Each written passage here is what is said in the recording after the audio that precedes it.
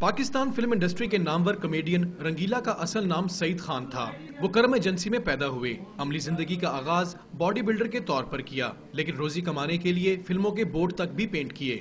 پھر سٹیج ڈراموں میں آ گئے۔ 1960 کی دہائی کے آغاز میں انہوں نے فلموں میں کام شروع کیا۔ ہدایت کار ایم جے رانا کی فلم جٹی ان کی پہلی فلم تھی۔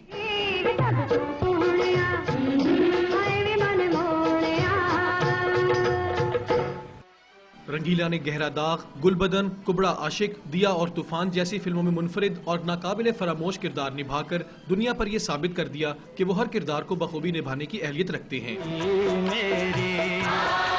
میرے پیار کی زبان ہو جا، میرے محبوب کی طرح مجھ پر۔